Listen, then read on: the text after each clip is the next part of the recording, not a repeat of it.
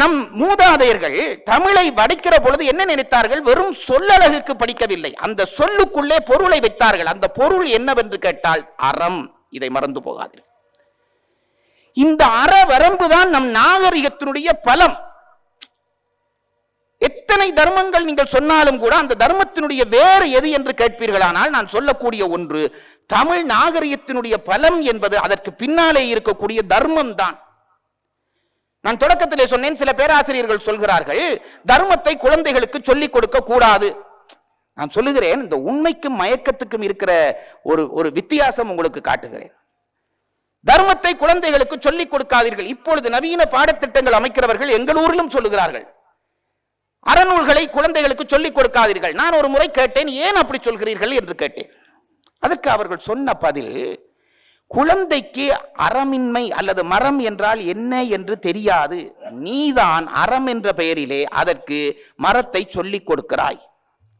எனக்கு இந்த வாதமே புதுமையாக இருந்தது. என்ன, எனக்கு இன்னும் கொஞ்சம் தெளிவாக சொல்லுங்கள், புரியவில்லை என்றேன். அவர்கள் சொன்னார்கள், உங்கள் அறநூல்கள் என்ன சொல்கின்றன? நான் சொன்னேன், பொய் சொல்லாதே, களவெடுக்காதே, இதை சொல்லுகின்றன.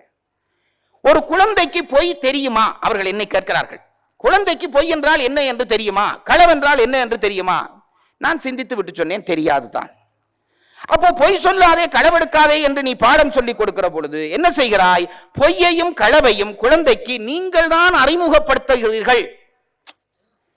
இப்ப இது உங்களுக்கே கொஞ்சம் உண்மை மாதிரி படவில்லையா? பொய் சொல்லாதே, களவெடுக்காதே என்று சொல்லிக் கொடுத்தால் பொய்யையும் களவையும் முதல் ஒரு குழந்தைக்கு நீங்கள் தான் சொல்லிக் கொடுக்கிறீர்கள். அந்த பிள்ளைக்கு தெரியாத விஷயத்தை நீங்களே சொல்லிக் கொடுக்கிறீர்கள். ஆகவே அறநூல்களை சொல்லாதீர்கள் என்றார்கள் அவர்கள்.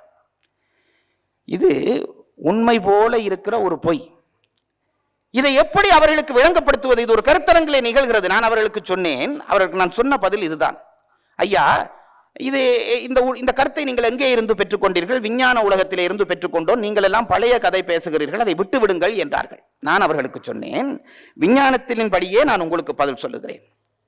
குழந்தைகள் பிறந்தவுடனே குழந்தைகளுக்கு அம்மைப்பால் கட்டுவது என்று ஒரு முறை வைத்திருக்கிறார்கள். டாக்டருக்கு தெரியும், அம்மைப்பால் கட்டுகிறது என்று ஒரு முறை வைத்திருக்கிறார்கள். நான் கேட்டேன், இதை ஏன் கட்டுகிறீர்கள் என்று கேட்டேன். அது அந்த குழந்தைக்கு அம்மை நோய் பிற்காலத்திலே வராமல் இருப்பதற்கு செய்கிற தடுப்பு என்றார்கள். சரிதானே, அது விஞ்ஞான முறைதானே என்றேன். நாம் விஞ்ஞான முறைதான் என்றார்கள். நான் கேட்டேன், அந்த அம்மைப்பால் கட்டுகிறேன் என்று சொல்கிறீர்களே, அந்த நேரத்திலே பிள்ளைக்கு நீங்கள் என்ன செய்கிறீர்கள்? அதற்கு அவர்கள் சொன்னார்கள், அம்மை கிருமிகளை பிடித்து அதனுடைய வலிமையை குறைத்து அந்த கிருமியைத்தான் குழந்தைக்கு நாங்கள் கொடுக்கிறோம்.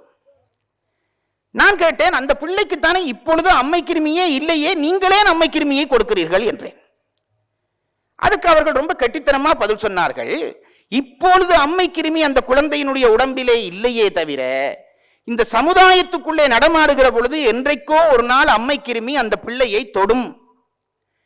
அப்படி தொடுகிற பொழுது அதற்கான எதிர்ப்பு சக்தி பிள்ளையினுடைய உடம்பிலே இல்லாவிட்டால் அந்த உடம்பு அந்த கிருமியினாலே பெரிய அளவிலே பாதிக்கப்படும். அப்ப நீங்க என்ன தடுப்பு செய்கிறீர்கள் என்றே, நாங்கள் அம்மை கிருமியினுடைய வலிமையை குறைத்து உடம்புக்குள்ளே போட்ட உடனே அந்த உடம்பு அம்மை கிருமியை எதிர்க்கிற எதிர்ப்பு உணர்ச்சியை தானாக பெற்று விடுகிறது.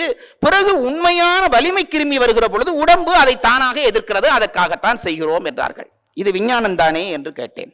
ஆம் என்றார்கள். இதே விஞ்ஞானத்தை தான் நாங்கள் தர்மத்திலே செய்கிறோம் என்றேன். குழந்தைக்கு பொய்யும் களவும் தெரியாது, உண்மை.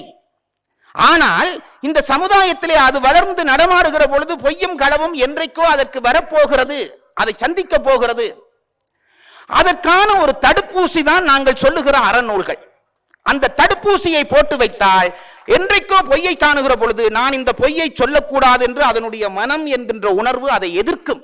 அப்படி சொல்லி வைக்க தவறீர்களே ஆனால் அது பெரிய அளவிலே பாதித்து சிதைக்கும்.